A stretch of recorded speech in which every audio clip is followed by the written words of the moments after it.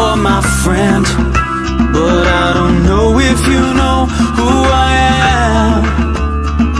When I was there and I saw what you did, I saw it with my own two eyes. So you can wipe off that grin. I know where you've been. It's all been a pack of lies. I can feel it coming in the air tonight. Oh Lord. And I've been waiting for this moment for all my life. Oh Lord. Oh Lord.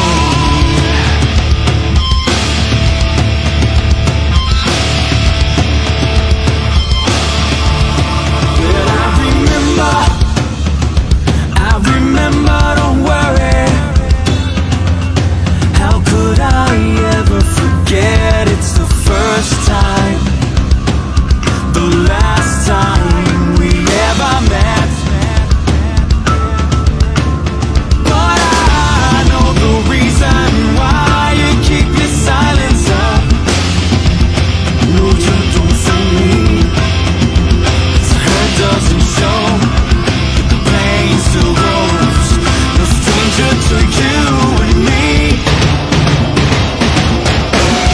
I can feel it coming in the air tonight. Oh Lord. And I've been waiting for this moment for all my life. Oh Lord. I can feel it in the air tonight. Oh Lord. Oh Lord. And I've been waiting for this moment for all my life. Oh Lord, oh Lord. I can feel it coming in the air tonight. Oh Lord. And I've been waiting for this moment for all my life. Oh Lord, oh Lord.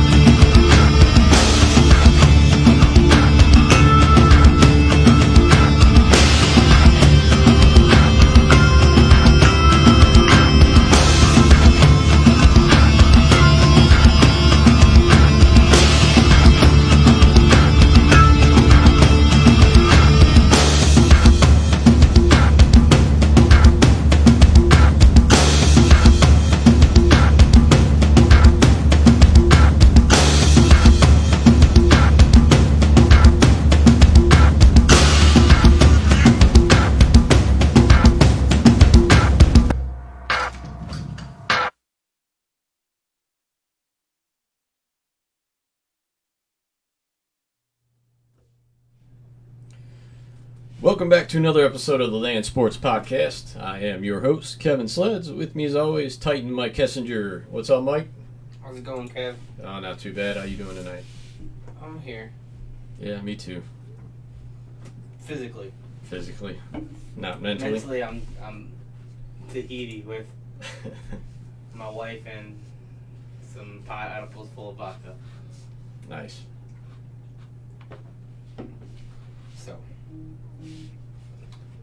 So this, we're going to do some more videos this week.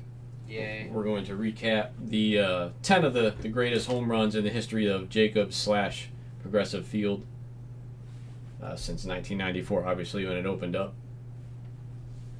Then we'll get us into some other stuff like the whole baseball saga. Thought they had a deal last night. Now the players want more games. So they want more money. Yeah. Yeah, the owners are being cheap. So we'll get into that. Talk about the Indians if they have enough in a shortened season to go all the way. I'm guessing with a 16-team playoff that they should make it, barring a major disaster. Yeah, I mean, also look at it this way: no team with this short season, the profits only gonna make. No team's really gonna be wanting to spend Right. a lot of money.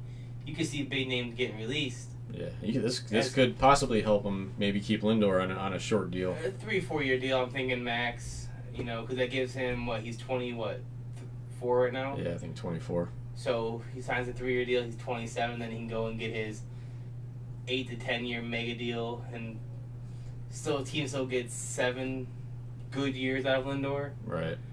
I mean, 7. So if you get a good year where it's front loaded, so the back end is lighter. If you get 7 good years, and the back end's only 3, cheaper, the 3 cheapest years, you look at it as a win-win situation for him, Lindor, and the team. Cause yeah, definitely. Lindor get 2 paydays. I mean, because he's gonna get probably $20 million. He's making 17 now on his normal deal. So if you think 3 or 4 year deal, probably would be worth anywhere from Paul Walker 20 to 22 million. Probably somewhere right around there. And I can't see Dolan or Cleveland going any higher than that. No. So we'll get into that, and then we got some NFL stuff as well. Yeah, I got some news. We got some stuff to talk about. All right, but we'll start off with the videos. Like we said, we're recapping the 10 of the greatest home runs. These are in chronological order, not labeled 1 to 10. Kevin doesn't like best to worst. Kevin doesn't like putting his favorite. No, it's tough. There's been so many good ones. I'm sure there's some that I missed, but I would like to say I'm only doing 10. We've made so many lists, and you've never been. This is the actual order. Never. There's no special order. No special order. All right, so we'll start out. The first one is from July 16th, 1995. We got a few of them from 95, that magical year when they won 100 games and went to the World Series and lost to that stout pitching staff of the Atlanta Braves. But this was Manny Ramirez off the A's Dennis Eckersley.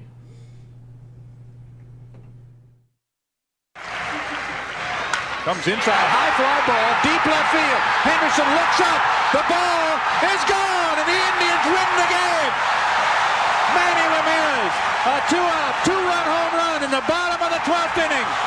The sweep is complete.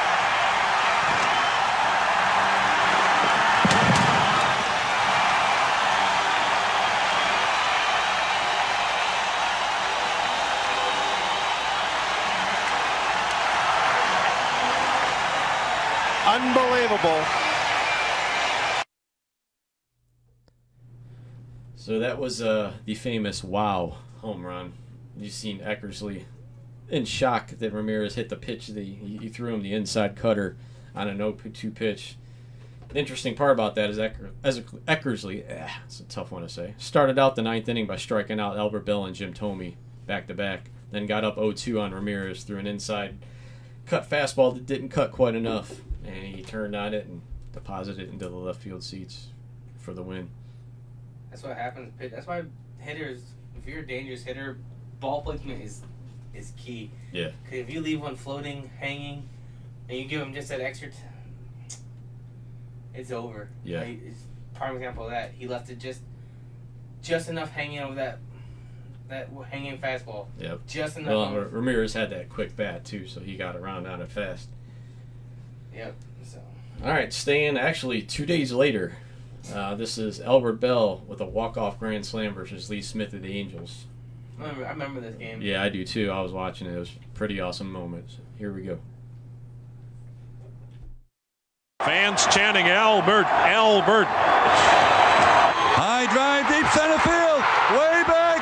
That ball is gone. A grand slam home run. Albert Bell has won the game for the Indians. A grand slam home run in the 9th inning. And he hit it off Lee Smith.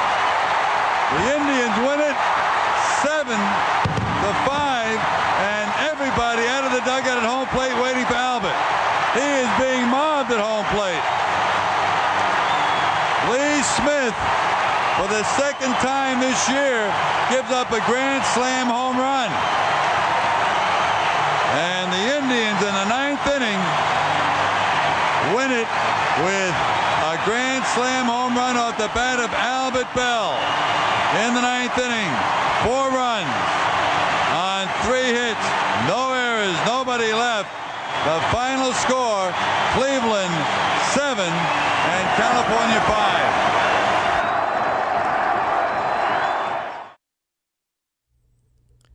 That one was definitely a hanger.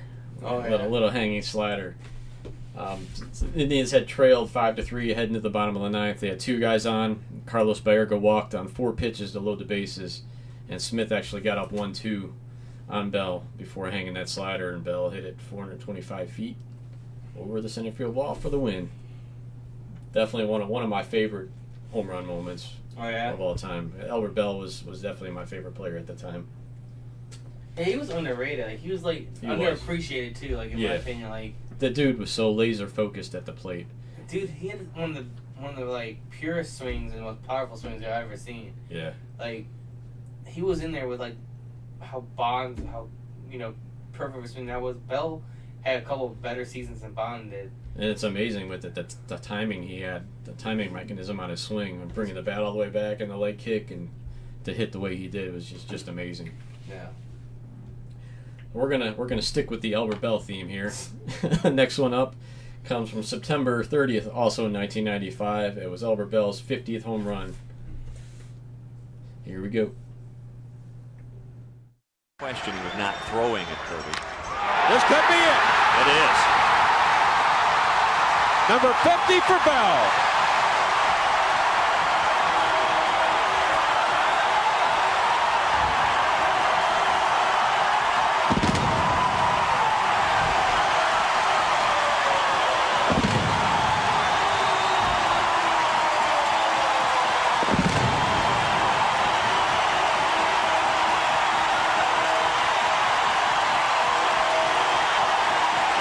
Everybody on their feet here at Jacobs Field.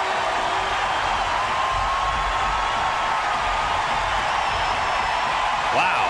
No doubt about that one.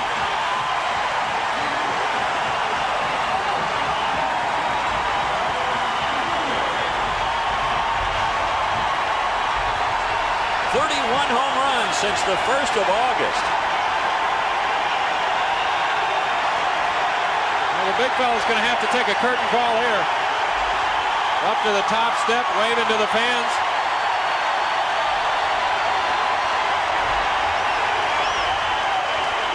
Home run number 50 ties the game at 2-all. And they're still applauding Albert Bell.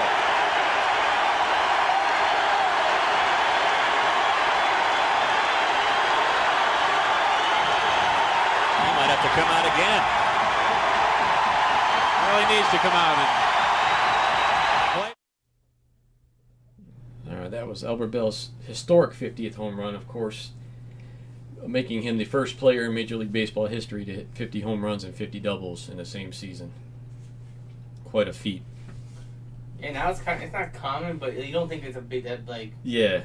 Nowadays, you think it'd be more easily attainable nowadays. Yeah, it's just crazy. But back then, it was a pretty big deal, and it was a pretty cool moment. Oh yeah, of course. And we've got one more from 1995. This one in the postseason, the Indians' first ever, well, not first ever, but first postseason game in 41 years, and it ended in grand fashion. I've never had that opportunity. When you were active, your managers weren't that desperate. That's what I'm saying. When I was active. Oh, man. Tony Pena on 3-0 sends everybody home. Tony Pena spells goodnight against his old teammates, sitting on a 3-0 pitch. And this team that won 27 games in its final at-bat, that had 48 come-from-behind wins, that was 13-0 in extra inning games, did all those things when Tony Pena connected.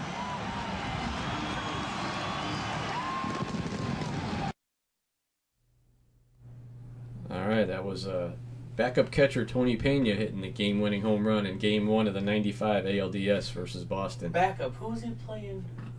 Sandy Alomar he was pinch ran for in the 11th inning, so Pena came in as a defensive replacement. That was his first at bat of the game. Got a 3-0 pitch, fastball right down the middle, and didn't he end up being a starter somewhere after Cleveland? He was a starter with Boston. That was so he beat his former team. So he came from Boston. Yeah, he came from to be Boston. A backup. Yeah, to be Almar's backup. Okay. I thought he went from us to a starter. And anytime you can beat the Red Sox in the postseason is definitely a good day. Of course.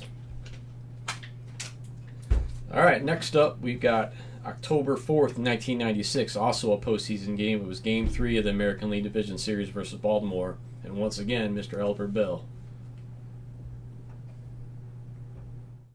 There's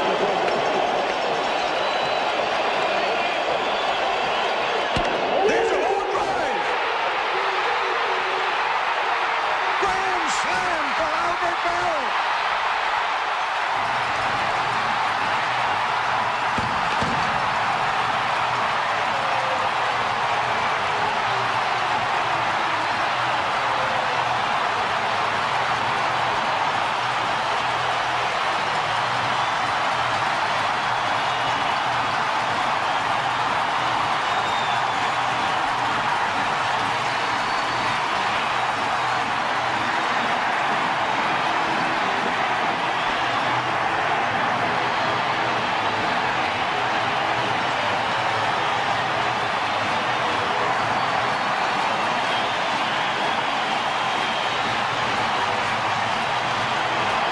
High fastball here.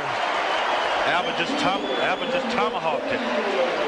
Yeah, he knew too, didn't he? He knew as soon as he hit it, the guy throwing 98 miles an hour, all he had to do is just get the bat hit on it. But once he hit it, he knew it was right there. He stayed right on it, hands up, right on top of the ball. And in the dugout, as soon as they saw it, they all knew too. I guess they've seen it before. 48 times this year. All right, that was Albert Bell hitting the grand slam, as we said. Game 3 of the ALDS versus Baltimore Orioles. The game tied at 4 in the bottom of the 7th. He hit the grand slam on a 1-2 pitch off of the Orioles' Armando Benitez, who was one of the top relievers in the game at the time. It wasn't a game winner, but it was a big momentum shifter in the series. And that was Albert Bell's last season as an Indian, so that was the last big moment we got to enjoy with him in an Indians uniform for sure.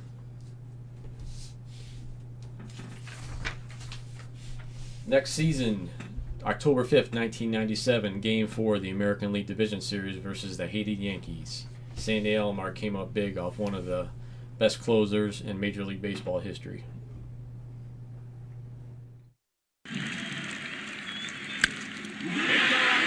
Well hit. Track. Wall.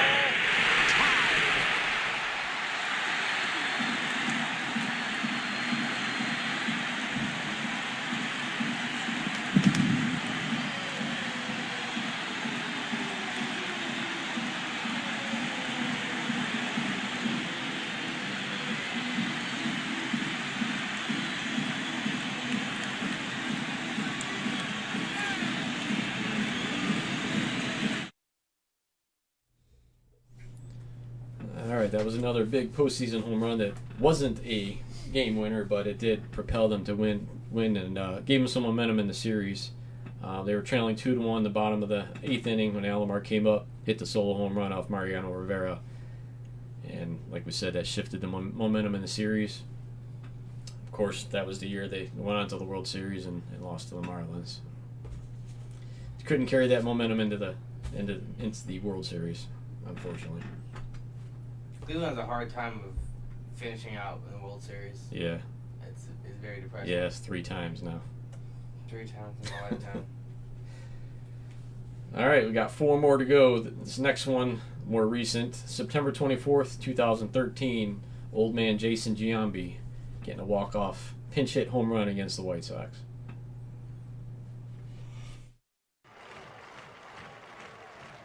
Now the set by Reed. The 1-1 pitch. A swing and a drive to deep right. Away back. Gone.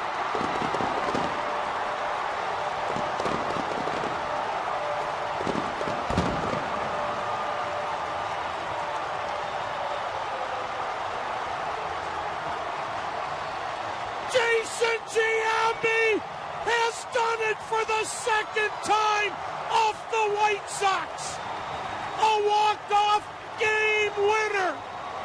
A 2-out, 2-run blast to right. Mardi Gras in September in Cleveland.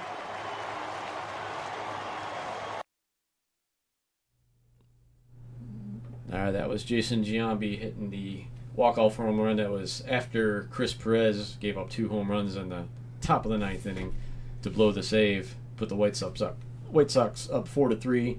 Giambi came in to pitch hit with the man on and hit the 2-run homer to win the game. Another pretty cool moment. Jason Giambi's stretch of the Indians reminds me of Shaquille O'Neal's stretch of the Cavs. Yeah, it's pretty similar. He did it. He had another walk-off home run too. I think it was that same season, or maybe the year before. All right, next one up is September 9th, August 9th, 2016. Tyler Naquin with a unconventional walk-off inside the park home run. This was a great home run. Yes, it was. Let's enjoy it. Coming with I think a breaking ball here. Naquin with a drive, deep right field. Saunders back at the wall. Can't make the play. Naquin up to the races. He'll go all the way to third. Sarma waving him around. Unbelievable.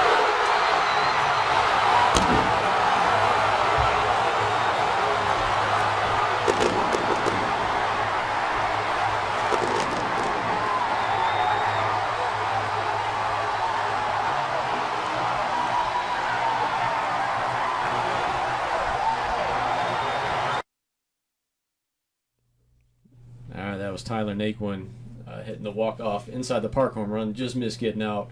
Of course, the batter before that, Jose Ramirez, hit the game-tying home run, so it was back-to-back home runs. I remember I was working at the bar over here in the corner outside the patio when that game happened. It was nuts. Yeah, Tom Hamilton was going nuts, as he always does.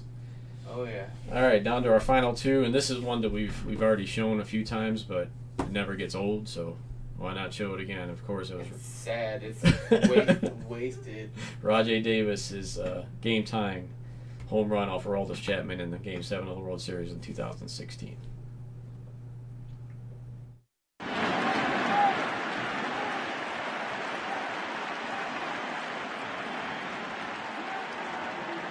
Two outs, Gaillard second. 6-4, Cubs leading the Indians. Game 7 of what has been a classic World Series between two teams that have longed for that championship more years than any other two franchises in baseball. 68 years for the Indians, 108 years for the Cubs. Now the pitch. Swung on, line to deep left field. It is gone!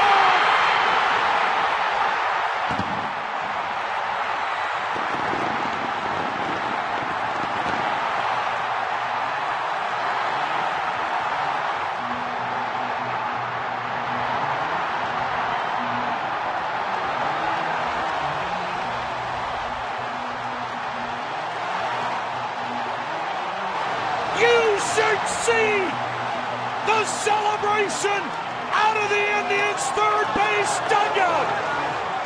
Rajay Davis, a bullet, 2-run homer down the left field line, clearing the 19-foot wall. We are tied at 6.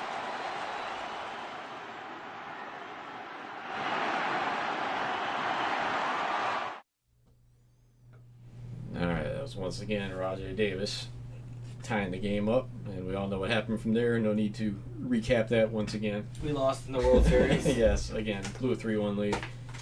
All that good stuff. All right, final one on the list, the most recent, October 6, 2017, season of disappointment. The team thought we had definitely to finish off what we couldn't finish the year before. But this was Game 2 of the ALDS versus the Yankees, big momentum-shifting grand slam by Francisco Lindor. Everybody on their feet.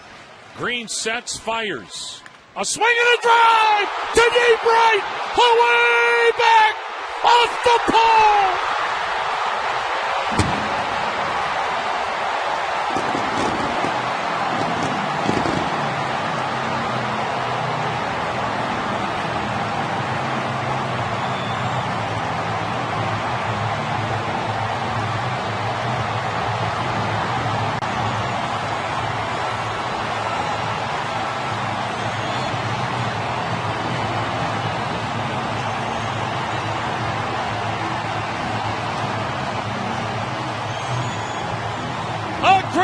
Slam high off the right field foul pole. He's done it again. Francisco Lindor has pulled the Indians to within a run. A 2-out towering grand slam down the right field line. His second of the season. Yankees 8, Indians 7. We'll be right back.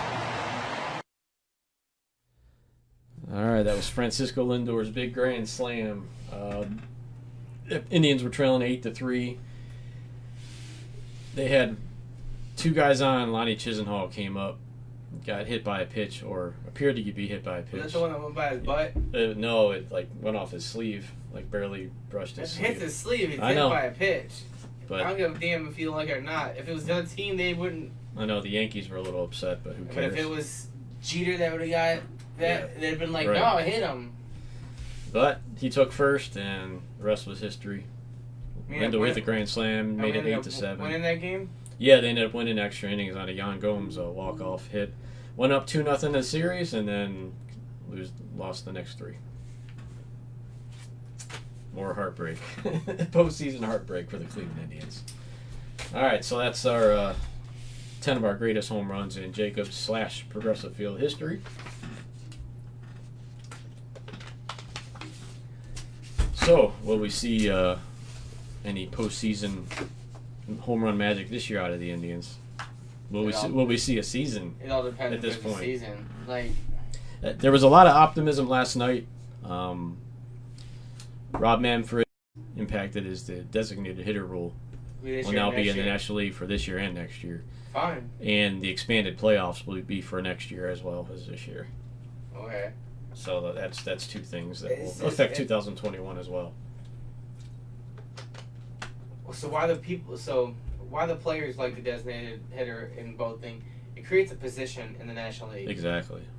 Which creates more money. And some of these older guys that want to keep playing, or some guys that are not good at defense. Yeah, so it'd be like, oh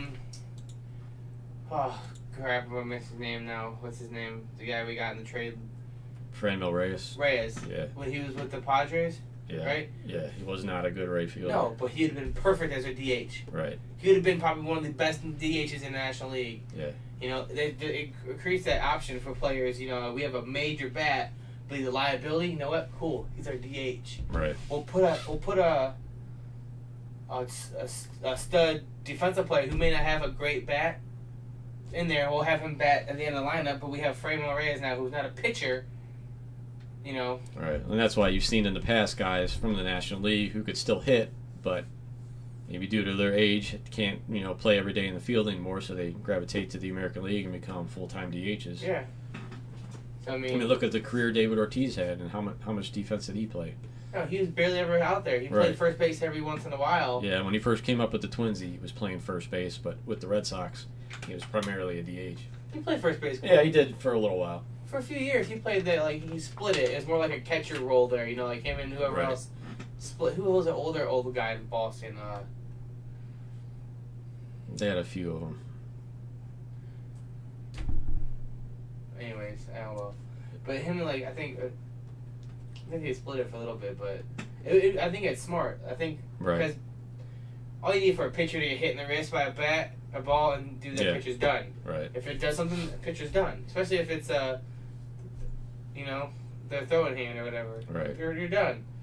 So you put a designated hitter in there, I've been waiting for it for years, so I'm glad it's finally. Hopefully, it sticks. The expanded playoffs, I can see, and I can understand for this year. For this year, I don't know why they're doing it for next year. Next year, it's a revenue thing. If you're gonna have a full season, more teams, more money. Right. It's to help recoup. So some of the teams can recoup some of the money they lost because now they have playoff money. They have playoff games. You have playoff sponsors. You have playoff media, like television money. So there's a lot more money there for like the what was it, 5 extra teams per conference? Right. Isn't it something like that? Was it 16 teams? 16 teams. Instead of 10. Right. Because you had what, the So 4? it's 3 extra per league. Yeah, so the first 2 get the bye. And then you'll have what? The bottom 4. No. I don't know. I didn't see exactly so the 8 structure. 8, right? Correct. 8-8 make it in. So they probably won't have a playoff game. They probably won't have a wild card game no more then. No, I don't think so. They'll just have the 1 versus 8. Is it this? Yeah, the proposal had called for 60 games in 70 days. The season would start July 19th and 20th. Full prorated salary for the players, expanded playoffs this year, next year, which we said, and waiving of any potential grievances. And then the expanded playoffs, obviously. But I guess now the players came back and won 70 games.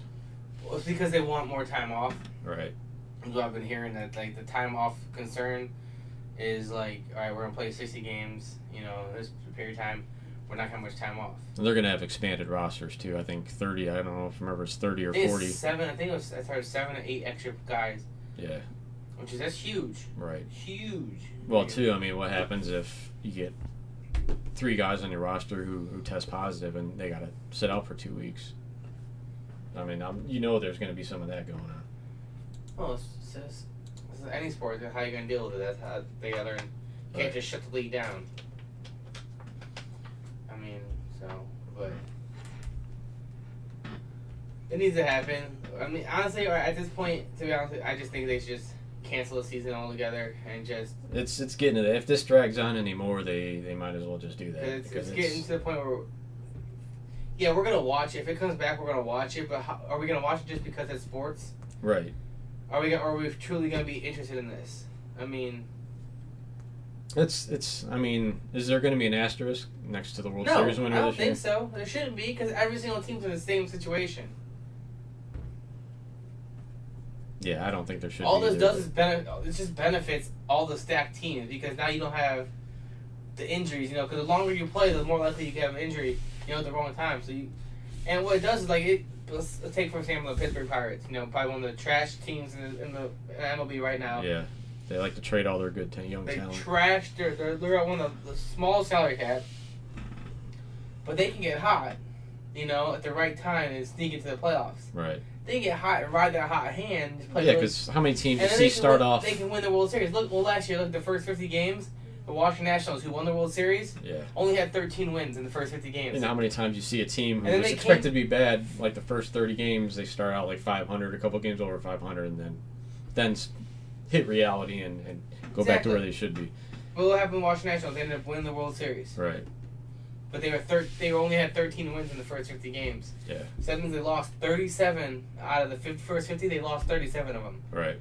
But yet they won the World Series. I think the Indians are equipped to do well in a shortened season. Because they're going to be 100% healthy, which is Clevenger's one going big to be 100%. Clevenger, Clase, Carrasco. I mean, all of them. Bieber. Yeah, even Tyler Naquin, they said, could be healthy as well.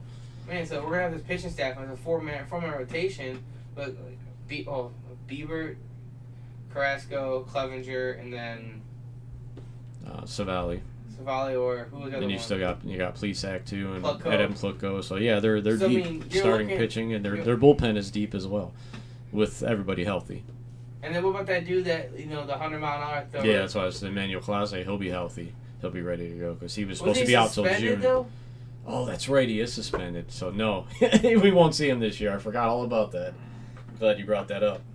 And he's suspended. I thought we had another guy on there that was throwing 100. Yeah, James Karinchak, the young kid that came up at the end of the year. Yeah, those two were supposed to be the 2 setup men at the end to take some pressure off Brad Hand so he doesn't have to pitch 5 days a week and get worn out by July, like the last 2 years. So it's a good thing it's a short season. Yeah. So I mean. Yeah, this I think this helps the Indians for sure, health wise. And then whoever wins, you're not gonna get a a smaller trophy. There's not going to be an asterisk printing on the trophy. Right. It's not going to be an asterisk. Like, if that's the case, there should be an asterisk next to the Astros World Series win. Yeah. They cheated. And now there's news that the Yankees were doing Yeah. sealing in 2017. Yeah, You're telling me 2017. both years that we lost, we could have, I mean, come Yeah. on now. We could have, I'm just saying, like, we were up 2-0, all of a sudden the Yankees, like, okay, we're going to play now? Yeah, win 3 straight. Went through, yeah?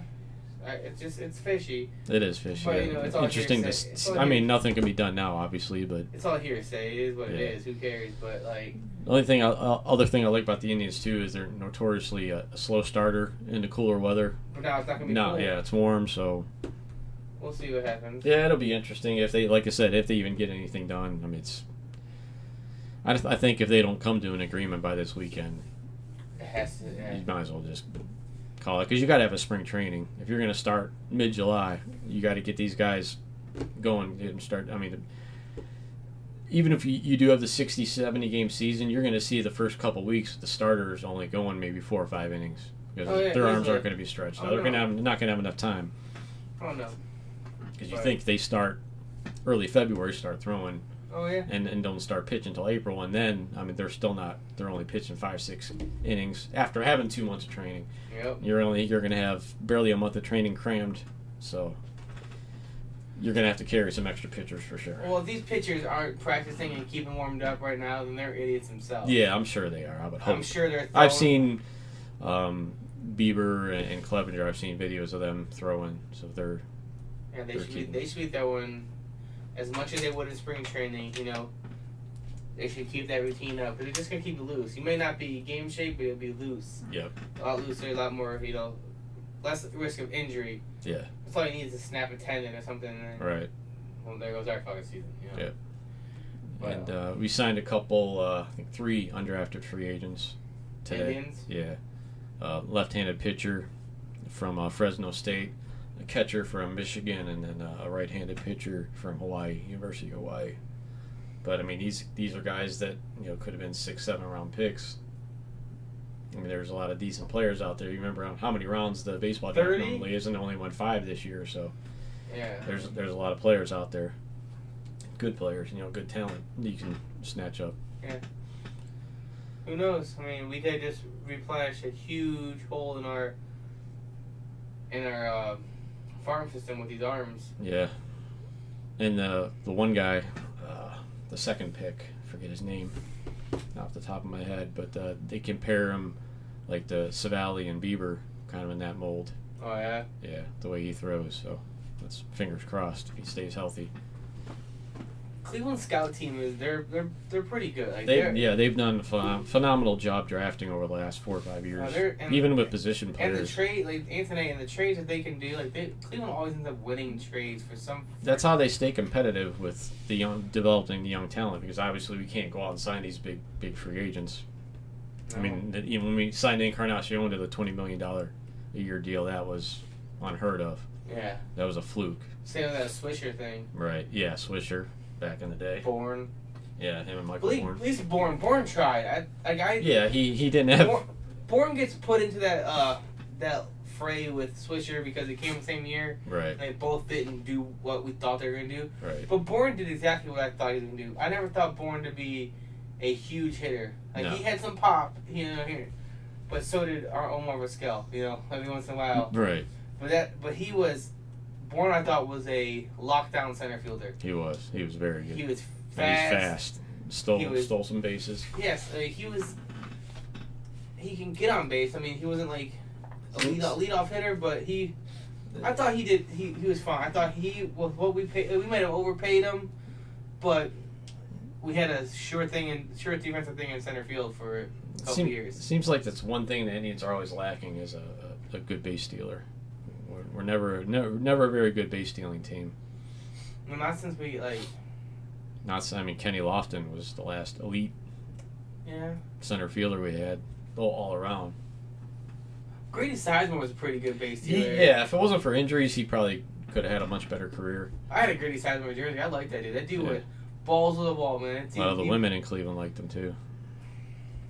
He put it all out there, dude. Yeah, he did. Like I really liked him. I did too. I was a fan for He sure. played in Boston for a few years. Yeah, towards the end of his career Yeah. before he retired Yeah. early. Injuries, Oh, yeah. unfortunately. You run into the wall a few times, it's going to Yeah, mess you up. I mean, that'll do it. that kid didn't know how to stop. But I mean, we'll see what happens with baseball. I mean, I think if they want to play, that like you said, it needs to be next Yeah, 3 or 4 days. I think they'll eventually get something done here by this weekend. I'm hoping. If not, then it is what it is. We've gone without it this long. Yeah, I mean, at this point, I'm over it. Like, I'm not even missing it. Like, to be honest with you. Yeah, I was at first, but it's like whatever now. I mean, it'd be nice to have more shit to talk about, but Yeah. Yeah. so Well, football's coming up and basketball. all well that maybe. Did you hear what Dr. Fauci said today? stuff. What Dr. Fauci said. He said that there's good chance there won't be any football this year.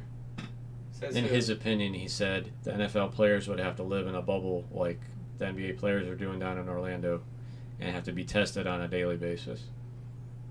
And So an is it- NFL representative pretty much kind of laughed that off and said, we'll be playing football, we'll be taking the precautions we need to take. And It's so funny that these doctors who are supposed to be doctors, but they're also politicians in a way. In my opinion, it's all Yeah. opinion. It's when the narrative fits them, it's okay. Because nobody said anything about these fucking protests. right. When there was thousands upon thousands of people out there, ball deep, nut to butt, Yeah. protesting. But that's cool. But did you see some of the guidelines, for outdoor get-togethers, no more than 10 yeah. people, but your protests could be 100 people? That's why people, when they're having picnics or parties at their house, they're calling them protests. Yeah. That's what I'm saying. Like, it makes no sense. Like, I don't, to be honest with you, this whole fucking COVID-19 thing, you guys can come at me and say you don't know what the fuck you're talking about, whatever. Well, I've been on the front line. I was essential. I worked out there for fucking the whole thing. Outside, no gloves, no mask, no nothing. I never got it. Same I've been thing in here with me. I've been with him for how long? We've been doing this shit. You tested Yeah. negative for it. Yeah, If just I had Friday. it, you would have had it. I 'Cause go- we are literally right the fuck here talking. I go places, I don't stay cooped up in my house, and I know people who wear a mask everywhere they go, wash their hands, and they got it. No, see, that's what I'm saying. It's different than the flu. Yeah, it is different, and it affects everybody differently. Yeah, so does the flu, though. Right. I mean, it is what it is. It's a flu strain. It's a more advanced flu strain Right. that we don't have a flu shot for or vaccine. That's it. So, I mean, it is what it is. It's going to happen. We don't lock shit down for the fucking flu. We didn't lock shit down for SARS. We didn't lock shit down for, all the other fucking diseases. One that they say, too, it's bad for your immune system to stay locked up, cooped up in the Yeah, house. because you're not gonna get just like a baby. They're supposed to get out and about, everything in it, get dirty, let them play in the dirt, play everything, because it builds up that immunity. Right. It builds up that strength to combat everything you need to do. Exactly. You coop yourself up while wear a mask, don't touch anything. Yeah. Now, if you're elderly or if you have If you other underlying medical conditions, conditions, but then that's that goes- 100% But that goes with understandable. everything else, though. Right. Did you do that with fucking the flu? Right. No. No, you didn't see people But wearing you know what masks. you did? You washed your hands, and you stayed away from people that looked like they were fucking sick. Right. Do the same goddamn thing now. I mean, Right. it is what it is. I mean, you can't just, stop canceling shit. You're not going to do it. I don't care right now. It ain't going to happen. The football's too big to fail. Well, today they just unveiled. They just set a date, June 22nd, for high school contact sports to start back up. So. It's Dr. Fauci. He's been kind of fucking Well, he wrong. disappeared for like a month and a half. Now all of a sudden he's coming back He's out. kind of been wrong for a while. He too. has been wrong. Well, his estimates were For a lot way of overblown. shit. So they're Ohio's supposed to have this big major spike. No, there's no spike. No, now they're saying in September the big spike's gonna come. Second wave. What spike? Second wave. Get the fuck out of here! Sure. I put money on it right now. Nothing will get closed down. They can't close everything down again. They won't. Look how bad it. I mean, look at stuff that's closing like Aurora. The movie Aurora theater. Cinemark is closing permanently, and Yeah. now Marshalls is Which Marshalls in Aurora because they're TJ Maxx. They're part of TJ Maxx, and they're closing all their stores. Really? Yeah, but that was just announced a little while ago. Like before I came here, I saw it. Oh shit. Yeah, so I mean, you can't. I mean, how many little mom and pop shops went out of business and restaurants? Yeah. I mean, you can't do that to people again. I don't care how many stimulus checks you give them. No, it's not. Where's the money coming from? How don't have the Right, money? we'll have to pay for it eventually. Yeah, I'm so sure. just let us stay the fuck open. Right. Just work fucking harder to get a vaccine. Yeah. Well, they're saying by the end of next year. I doubt that. I can't believe it's going to take that long. No. Anyways, back to sports, I guess. It is all sports related. It's all. You see the Browns made a new offer to Clowney, $15 million for 1 year, same contract Vernon has. So they're in wait and see mode now. Are they gonna release Vernon? That's what I heard the plan is, and that's why That's dumb. the money's a wash. That's fucking stupid. You're in the same spot when you release Vernon. They feel that Clowney can be more effective and stay Clowney's not more healthy than Vernon, even though he's been banged up as well. Clowney's got a bad knee. Worse than Vernon in health issues. Vernon rated higher than Clowney did last year. Well, the thing is, he's got the same age as Myles Garrett. So they're negotiating that as well as Garrett's massive extension, supposedly, they're working on. All I know, I think it's stupid to do tit for tat. Because you're getting an edge rusher, and a guy actually can pressure the quarterback. Clowney is more of a run stopper. He can get to the quarterback, but he's not as good as an edge rusher as Vernon. So you're getting rid of an edge rusher for a guy that's better at stopping their run. Right. There's been some talks with Everson Griffin too. I guess he's still a possibility if they don't get Clowney. But If you're gonna sign Clowney, just keep Vernon, because you're not doing anything to benefit your team. Right. All right. You're still in the same situation. Where's the depth after Clowney and Garrett then? Huh? There is none. True. There's nothing. You got Adrian Claiborne. Okay. He's a third down guy at best. No, I know. Situational. He ain't getting in there. Not what he used to be, obviously. And, Chad Thomas, he ain't doing shit for you. No. I mean, you have no depth. So you're going to sign a guy who's banged up, hurt, release a guy who actually outperformed him in the limited time last year. Right. Well, Chad Thomas played well when he got in last year. But he's not on the limited Vernon or Clowney grade level. You have the money, all right? You sign over a 1 year deal. Him and Vernon both leave the books next year. You're $30 million plus. Right. What? Vernon's already counted against the cap this year. It's not like you have to account for his money again. Yeah, I think they're 36 million. Yeah, so you still have $21 million, and then those two players don't re-sign next year. Guess what? Okay. I'd be fine keeping them both, but You're stupid if Cleveland's stupid as fuck if they sign one, they release the other. Like, it's dumb. It's just you're trading out pieces. Well, I guarantee you. And look what happened when Myles Garrett went down. You lost all pass rush on your team. Your defense went from okay to bullshit. Like, right. You're just, this is the type of dumb shit NFL teams do. They think they're trying to say, like, oh, we're saving amount of money, we're getting a better player. Are you sure about that? Because he didn't perform that well last year. Right. And he has worse health than Vernon. Sign them both. You have the fucking money. Right. Do it. Fuck, do it. Well, did you see the rumor started by a couple guys from ESPN that the Browns should sign Cam Newton after he was seen playing catch with Odell Beckham? Yeah.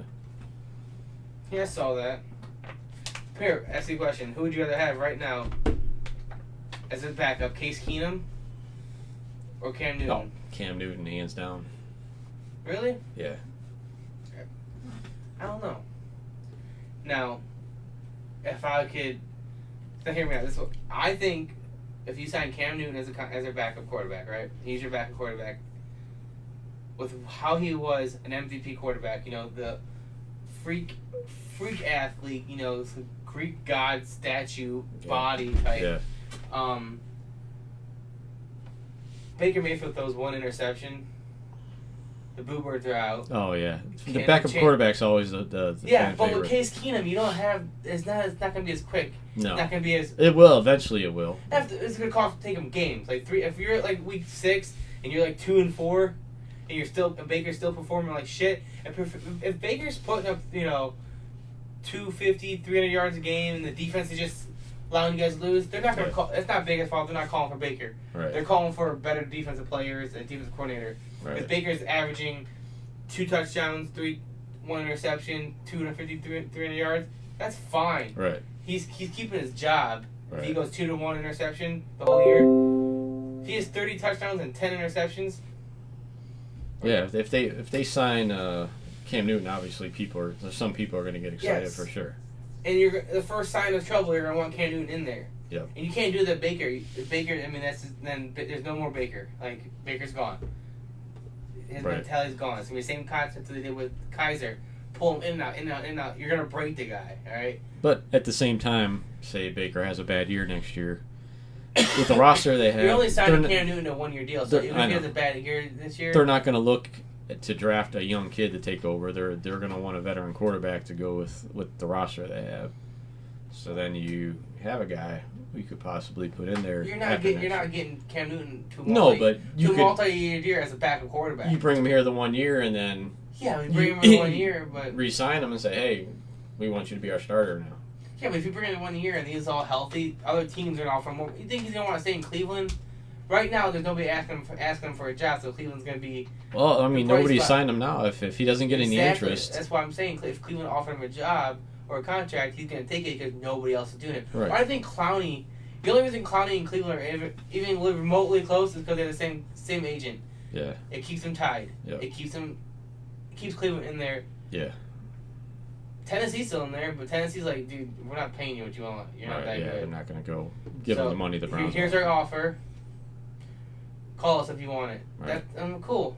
I mean, but like, I think Case Keenum is the type of quarterback you need behind Baker because it's just enough to keep Baker looking, but not enough to get him frazzled and worried about his job. Don't get me wrong. I'm glad they signed Keenum because Cam Newton behind Baker Baker's gonna be looking behind him every day, and he's never gonna be able to progress. Right. And he's always gonna be looking over his shoulder. He's always gonna be overthinking. If I don't do this, I'm done. If I don't do this, I'm done. And he's gonna force it, and that's gonna lead to interceptions. Obviously, exactly what he did last year. He just put too much on his plate. He tried too hard. That's what's gonna happen. Right. He needs to have a clear state of mind that this is my team. I have all the support in the world. If you bring in Cam Newton, it shows him right now. Case Keenum doesn't threaten Baker for the spot.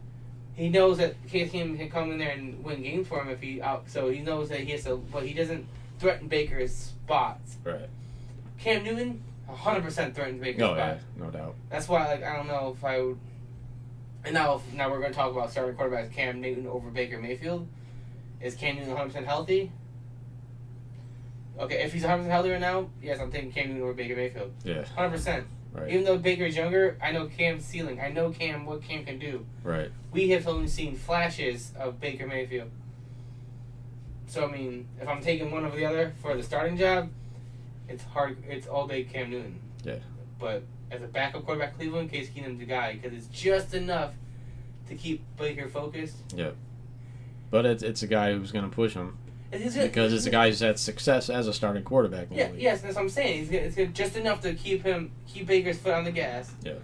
But he's not going to be looking behind him all the time, saying, he's not going to see his spot in dire jeopardy. Right. I guess you'd say. So, I mean. So did you hear the Jamal Adams news? He wants out of New York. Mm-hmm. Of course, the first thing I see is people, Jamal Adams to the Browns. Well, pump the brakes on that because he put out his list of teams he wants to go to, and the Browns are not on the list. The Ravens are on there. The Ravens, Texans, Cowboys, Seahawks. Yeah, there was like 5 or 6. Was that? I looked at the list before I came here, but I can't remember. I saw it. Yeah, I can't remember. But like all those like. Not Cleveland. That's all we need to win. Yeah, not Cleveland. Tennessee wasn't even on there, which is. Him and Byard would be. But supposedly the Jets are not trading him no matter what, so.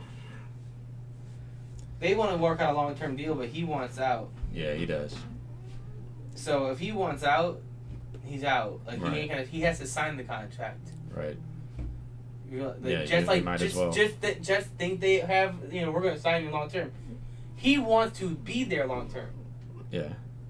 If he doesn't want to be there long-term, he's not signing a contract. And why wouldn't you trade him? You should get a pretty nice haul for him. Look at what Minka Fitzpatrick got him. I mean, you can probably get that, maybe a mid-round pick. Right. Or a player, if you need a player. Yeah. But, like, that'll be an interesting situation to watch. So, came out this week that that Roger Goodell could kind of encourage teams to give Colin Kaepernick a shot as a backup quarterback. I know you probably I can tell that you've got a few thoughts on that. Kaepernick needs to earn a spot. If teams want to invite him to a workout, fine. Yeah. He's a free agent. Invite him to a workout. Alright? But Goodell needs to step the fuck back and not say, you guys should sign this guy. No, this is a fucking business. They're employees, alright? Yeah. Yes, they're employees. And I understand they're people. Don't get me wrong. And I'm going to get backlash for this shit. I just said they're employees. It's a business employees. Well, they're employees, alright? You're not going to just hire somebody that's not suitable for the job, right? So if he works out and he's better than X and Y quarterback on your team, then guess what? He deserves to get that spot. Yeah.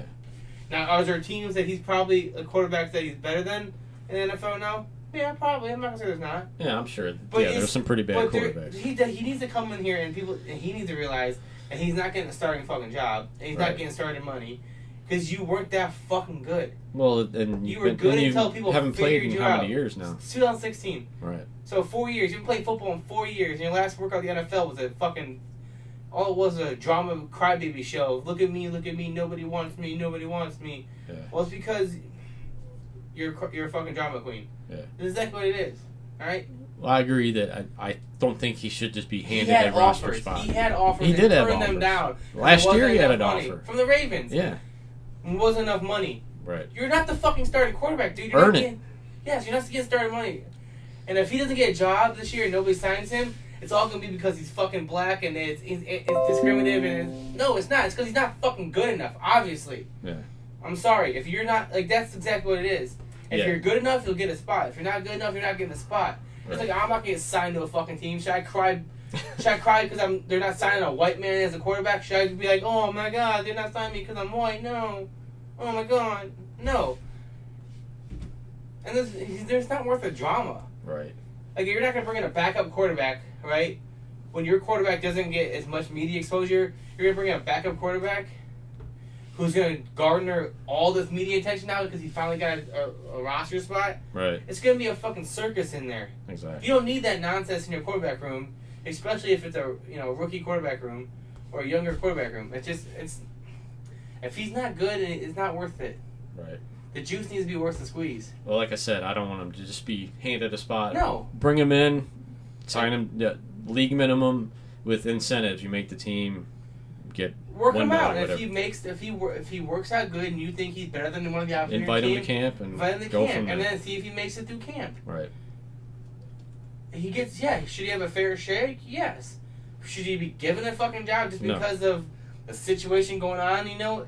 If he's given a spot, all it is a I would think it's a bigger diss to him than anything else because you're just shutting me up. That's what it is. You give me a spot just so I can shut the hell up. No. Right. Earn it. I want to earn it so then you guys know that I deserve to be here. Because if you just give me a spot, how do we know you deserve to be here? Right. How do we know you're even in, like, you're 100% committed? You just want to, like, haha, look, told you I would get back in the NFL. Right. If that's all you wanted? See, no, earn it. I'm fucking so sick of it. Yeah. He just needs to stop. We'll Like, and especially if he doesn't get one this year, just fucking stop, dude. Just stop. Yeah. Use your platform, whatever, but leave the NFL alone. Work on your injustice. Go be a martyr. Do what you gotta do. Make the people better. But just get the fuck away from the NFL. Yeah. Alright? Because obviously it doesn't want you. Right. And then Baker quoted, hell yeah, I'll be kneeling. Yeah. Yeah. Cool. Yeah, he should be. But I also want people to think, I really, really want people to understand that if they don't want to kneel, they don't have to kneel, and it doesn't mean they're not with you. Yeah. Like 100%. I think a lot of guys are going to feel obligated to do Yes, it and this that's year. bullshit. Like, you should have to feel like you have to do They're this. going to feel pressured to do it because That's of all crap. these bigger stars that are saying that they're doing it now. It's crap. Just because, like, am I against social injustice and racial discrimination? Hell yes. Do I think racism is there a place for racism in 2020? Hell no. Not a doubt. Right. The best man should get the job. If Exactly. you're black, purple, pink, green, blue, whatever color you want to be.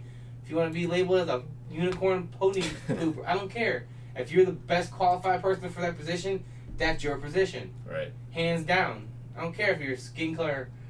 If I'm white and you're black and you're better at the job, you should get the job over me. Right. It shouldn't matter. It shouldn't matter. But I shouldn't have to feel obligated to kneel for your cause. Am I still with you? 100%. Do I back your cause? 100%. Yeah. But I shouldn't have to feel forced to kneel. Right. If people are going to it, it's gonna be. Do I care if you kneel? Hell no. Do what you gotta do. Like I told you, if you want to dance on the 50-yard line in your underwear, protest this. Do what you gotta do. Right. You do you. Whatever. I support it. But just don't make people do what you want them to do because you think that's because now they feel like they have to. Right. I think that's just the wrong part. But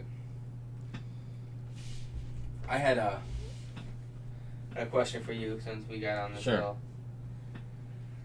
I haven't saved because I was like, I need to find out what he thinks. And he, obviously Kevin's gonna dodge this shit because he dodges everything I ask him. So, but we're not gonna let you dodge it. I want you to rank. Did you win? Did your number get picked, Kevin? Huh? Did your number get picked? Did you win another item? We're on a show. I know. You want to tell the people what you're doing? No, I got in one real quick. Which, for what? If it's an Odell Beckham jersey, I'm going to punch you in the throat. Jarvis Landry. And, or who? Landry or Kurt Warner or Charlie Sheen, Rick Vaughn, Indians. You have a choice if you win? Yeah. Who you picking? I don't know yet. Let's see if I win first. No, we're going to decide it right now. Who you picking? Let's see, Landry or Sheen, obviously. I would go Sheen. I don't want the Kurt Warner. Kurt Warner would be cool as shit, though. Don't get me wrong. It would be different. But I go Sheen. That's a wild thing. That's amazing. Yeah. Somebody took my lucky 6, though. Yeah. You tell them what you won like a couple days ago? Yeah, so we'll be displaying them here once I get the display. Oh, they're going to be displayed here? Yeah, I got nowhere to put them at home right now, so I'll bring them here until then. I got a J.K. Dobbins autographed white Ohio State jersey that I won last week. And then, Okay, I thought I won. I called him Yeah. Only because I had no idea. Like I told him, I was like, buy me a number. He's like, all right. So he bought me a number, and then I'm like, they did the whole drawing, and I was like, I don't know who won. I was like, I don't understand how this shit works. So I messaged the group. I was like, which number won? I literally didn't know. I had a message. The guy's like 10-1, and I was like, fuck yeah, I'm 10. I called Kevin. I was like, hey, I won. And then the guy switches. He's like, I'm sorry, 6-1. I was like, fuck, Kevin won. And I was like, damn it. I was like, so, and then year one. Then the other night I hit a huge one, which I was pumped about. There was like 25 spots. You called me to find out what you should take. Well, I knew I was going to take it. I just wanted to make sure. I wanted to get another opinion. But So tell them what the options were first. Option 1 was a Baker Mayfield signed jersey. It was already framed with some other pictures of him. And then there was a Baker Mayfield signed helmet along with $100 cash. And then a Jim Brown signed helmet. Old school. Era specific. Yeah, Jim from Brown the helmet. 50s. Yeah. Autographed Jim Brown helmet. Yeah. I ended up taking. He calls me. He's like, I don't know what to take. And I was like, do I need to smack you through this phone? You take the Jim Brown helmet. He's a legend. We don't know what Baker's going to do. You know what I mean? Baker's helmet could be worth $13 in 6 years because he could be trash. Jim Brown, we know, is the top 5 running back in the NFL. You lose? No, I got to pay, though. What number did you get? 2 and 8. How much is it? 2 was my lucky number with How much was the spots? 14. Which one can I have? I'll pay you for one of them. I don't care. I take 8. All right, I'll let you pick. I'll take 2. Yeah, because last time my lucky one. All right, 8. I hope it wins. Cause I'm gonna take the Vaughn jersey. I'm gonna take the Warner just to piss you off. No. But a big shout out to Mud City Sports Cards and Memorabilia. Yeah. If you check them out on Facebook, their Facebook page. They do some pretty cool drawings. Yeah. Got some pretty awesome stuff. Check them out. Get a chance. Maybe we'll see if we can be a sponsor. Yeah. Talk to them. We'll plug their shit. Get a Yeah. bunch of people. But here's the question. I want you to rank Rank these athletes on their dominance in their respective sport. They're solo athletes, right? There's solo attributes. There's 6 of them. Serena Williams in tennis, Michael Jordan in basketball, Usain Bolt in track and field, Michael Phelps in swimming, Wayne Gretzky in hockey, and Tom Brady in football. Now, I'm going to write down mine. Is there a pen over there? Because all my pens are gone. Do you have a pen? Do we have a pen? No. I don't know what happened to Where the all hell our all my pens. pens go? They disappeared. Okay, whatever. I want you to tell me your list. That's tough. Right? And I want them ranked. I want them in order to what they would be. I got a pen. Probably doesn't work. There we go. So I'm gonna write mine down. All right. Because I saw this earlier and I had time to think about it. So, I want you to do it. I'll let you pay first, because obviously... Yeah, I want to, so they can finish this thing up. I don't want to delay them. I swear to God, I'll be pissed off if T wins. He's so pissed. We're not going to have room for shit if we keep winning. I know. Well, we're going to redecorate. And then I'm going to lock you out and then move. But, all right, we're good.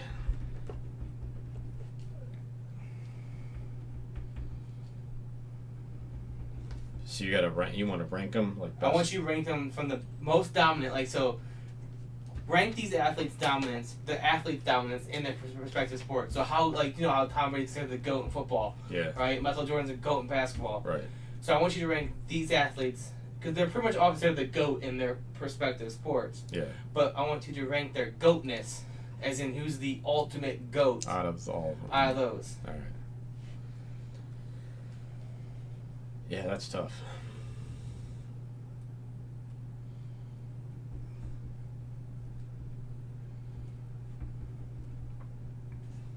I'm done. I don't have paper or anything. I just figured you could tell me. What was my list again?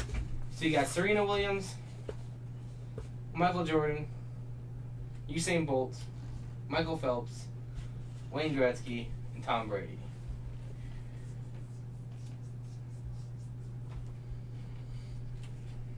Who am I missing? Who you got? Williams, Jordan, Bolt, Brady, and Gretzky was the other one. Oh, Michael Phelps. Phelps. Oh, man. Yeah, that's tough. Yeah, I know, like, I saw it too late to have us do a Twitter poll, you know, which has been great for the show. I'm just going to... Make it, like, little, I mean, yeah, you know, I mean, I know it's like boom, boom, boom, but I really, like, I think... Yeah, I'd have to put some thought into this.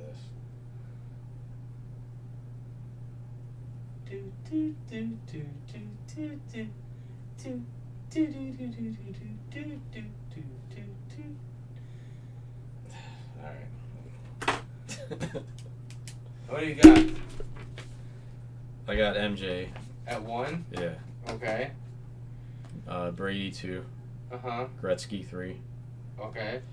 Serena Williams 4. So hold on, so you have 1, 2. So you have Jordan is 1. Jordan, Tom Brady, Wayne Gretzky, Serena Williams, Michael Phelps, and Usain Bolt. Wow. Probably a lot different than yours, I'm guessing. 100%. Yeah, if I could, I hate doing shit on the Michael spot. Phelps is number 1, and I look at it this way. Michael Phelps beat athletes from all across the world, and he holds the record for most individual medals for Olympic athlete, right? Then Bolt number 2, right? I base on the quality of the competition, you know, the vast amount of the competition. Then Serena Williams, because all 3 of those are single people. Like, yeah, they have a couple of relays, you know, here and there, but most of their medals have been, you know, sprints and all the individual medals. Then I got Jordan at number 4, because without Pippen, without Rodman, without the coach, I'm not sure Jordan becomes Jordan. 100%, that's my truth. With that team, he was dynamic. I mean, he was dynamic in his first couple of years, but he never got past the second round. Right. Like, it was he knows. Yeah, early on. Yeah. Early on, like, so that's when they added these pieces, you know, and made him what he was, I think. Right. Then I got Wayne as number 4 or 5. Then I got Tom Brady at 6. Because there's still that age-old argument of Brady or Belichick.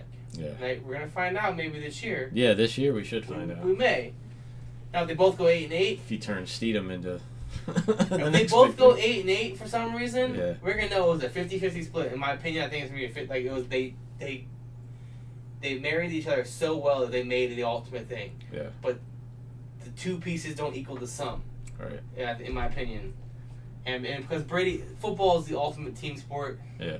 You know, one person, quarterback helps you, but one person doesn't. If you don't have the weapons that those who look at last year, Right. in New England. I mean, so I think I put the Olympians first, and then Serena I thought was 3 only because of. You don't, when you think of female tennis players, you think of Serena Williams. There's no other name that comes in there off the top of your head. You know what I mean? Yeah. I mean, basketball, you like name one basketball player: LeBron James, Kevin Durant, you know, Michael Jordan. Like, there's big names, Shaquille O'Neal. Right. Like if you go to China and ask for like name one basketball player, you're probably gonna get from like 5, 6 different people or 100 people. You're probably gonna get 5 or 6 different answers. You know, as a majority of the answers. Right. When you ask name one famous female tennis player, like you're gonna think of Serena Williams. Venus Williams too, her sister. Yeah, her sister, but Serena's the more dominant one of the two. But I've always enjoyed watching Phelps swim. Like swimming might be boring, but when he was in the he was he was dominant, like a fucking dolphin. Yeah. It was stupid, like how fast that dude. I mean, that dude could outswim a shark. Oh yeah, he was good. It was crazy how good he was. I watched him in the Olympics. He swam in 3 different Olympics. That's 12-year span that he dominated the sport for 12 years. Right. All right. And he probably could have kept going. He just decided to retire a little early. No, he was pushing age. I don't know if he would have had it for another Olympics. 30s. I don't know if he would have had it in the Olympics, but like, he might have been able to certain like, I don't know if he'd have done the solo shit, but he might have done some of the relays and been okay. But yeah, dude, and Bolt just. You blink, you miss that dude run. It's like, where'd he go? Yeah. He's down there drinking the coffee. What the fuck? Like, that's how fast he was. Like, I mean, you just don't know. You're like, what the hell? So, I mean, you don't think of Phelps and Bolt as, like, when you think of GOAT, like, they don't, you know, show up in your idea of where you're, like, if you're name the 5 best sports players, of like, in the, you know, whatever, you're not going to name Bolt and Phelps aren't going to show up anywhere. You're gonna get Gretzky, you're gonna get Brady, you're gonna get Jordan. Yeah. Who you gonna get in baseball? Who can you get in baseball? I mean, Trout. Mike Trout. Right now. Probably be the closest thing. Jeter. Yeah. I mean, so I don't know. Do you think when all said and done, do you think any of the Sosa, McGuire, Bonds are gonna make the? I think they should. They should? Yeah. Think they will? No. Should and will be a different story. I don't know if they will. I think it's 50-50 maybe. I think the steroid age is a lot easier to get in than I think they'll probably make it before Pete Rose. Yeah. Yeah. I don't think Pete Rose will make it while he's alive, unfortunately. No. Which is sad, but yeah. It is what it is. And it'll be even sadder if they put him in a couple years after he dies. I'd be pissed. I mean, I don't want it. Yeah. Fuck you. Yeah. If I was his family, kid, I would burn that shit in front of the fucking. No way. In front of the Hall of Fame right there. I'd be like, fuck you. So I was a little funny tidbit. Driving here, I was listening to Chico Borman and Jonathan Peterlin, and they were talking about sports, how everything's different and kind of off the wall right now. And Jonathan Peterlin says one update we have that makes sports kind of feel normal again, because it happens every year. Josh Gordon has applied for reinstatement to the NFL. Again. It's like Groundhog Day. He just needs to get the fuck out of there. Like, they just need to stop letting him in. Dude, how many chances has he had now? It's crazy. Like, dude, that hurts Kaepernick. Like that pisses me off. Like Kaepernick, yeah, he kneeled. and it's kind of the reason he doesn't get a job. It's not. I don't know if it's all the reason. I don't think it's all the reason. I think it's. I'm pretty sure as a part. I'm not gonna say argue that it didn't have. Yeah, it's a big part. It's a factor because they don't want to. The drama that came behind it, the media and the weight that pulls, it's gonna the tension is gonna garner. It'll be interesting to see like Jerry Jones. You remember when all the kneeling started? He said, "No Cowboys will be kneeled or they won't play." Yeah. It's interesting to hear what his stance is now. I'm sure it's gonna change as everybody's is right now with everything that's going on. You hear about the Oklahoma State coach? Yeah, the shirt. This is what I'm talking about. This is the bullshit that's going on. Chubba Hubba had a problem with it. Said he wasn't because it's a far right news channel. It geared more to the conservative news, so he had a problem with that. How the fuck is that your problem? Yeah. Does your coach treat you racist? No. Why can't he have that? So much shit. You can't do dick right now, where you're considered racist or insensitive to this movement. Well, look at all the stuff. Pisses me off. Like the Paw Patrol, the dog was the cop. I mean, there's so much stuff. They want to pull fucking like Law and Order and Chicago. Law and Order, Chicago PD, Live PD, cops. Yeah, all cops, all those were pulled, and then it's such bullshit. I'm so sick of this fucking shit. Like Aunt Jemima, they're and Uncle Ben's. Yeah, Uncle Ben's, and what was the other one though? Cream of Wheat. Quaker dude. Yeah. He's white. Why? Because he looks like a fucking he looks like a captain. Everybody's getting out of control now. Dude, this fucked up thing. Aunt Jemima was one of the first African American millionaires in the United States because she was such a great cook when she was a slave, but she was such a great cook, and when she got her freedom, she used it. Kellogg bought her likeliness, and some of her recipes, and she became a multi-millionaire because she sold her likeliness to Kellogg. Right. They didn't just use it and erase it, like made it a stereotype. She's like, yeah, use my face. She sold it. So how the fuck, if someone gives you permission to use their shit, is it now a stereotype? This world is so fucking soft, dude. Everything I'm telling you right now, I need to take warning labels off of every goddamn fucking thing and just let the fucking natural selection weed it out, because it's getting to the point where if we have to go to war if we have another war in the next 50 years, we're gonna all die, right? Because we're gonna try to hit them with fucking pillows and like safe spaces and fucking rainbows trying to shoot at our ass. That's gonna be our weapons. They're gonna throw fucking Beanie Babies at them and try to. Bullshit, dude. I need to go. I need a drink. Yeah, I think we can wrap it up now. We went pretty long this week. So we're bitching about stuff that we don't really know. Sports is causing more drama. All right, guys. Till next week. Have a good night, and we'll talk to you next Thursday.